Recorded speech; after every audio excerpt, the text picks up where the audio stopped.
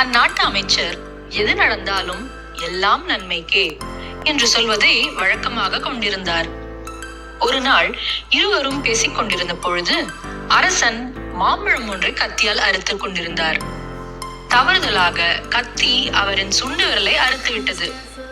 வலி தாங்க முடியாமல் அரசன் துடித்தார். வழக்கம் போல் அமைச்சர், அரசே, எல்லாம் நன்மைக்கே என்று கூறினார். இதை கேட்டு கோபமடைந்த அரசன், நான் விரல் வெட்டுப்பட்டு துடிக்கிறேன், எல்லாம் நன்மைக்கே என்று சொல்கிறாயா? காவலர்களே, அமைச்சரை சிறையில் கொண்டு போய் அடையுங்கள் என்று உத்தரவிட்டான்.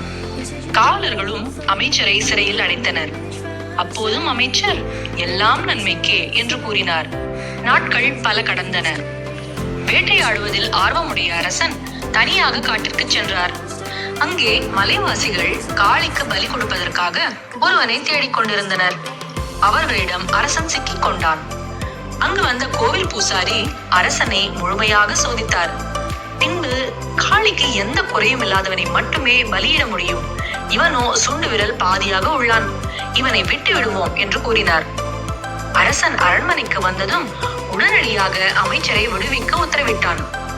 நடந்ததை எல்லாம் அமைச்சரிடம் சொன்ன அரசன், சுண்டு விரல் வெட்டுப்பட்டதால் உயிர் பிழைத்தேன், அன்று எல்லாம் நன்மைக்கே என்று நீர் சொல்லியதன் உண்மையை அறிந்தேன் என்றான்.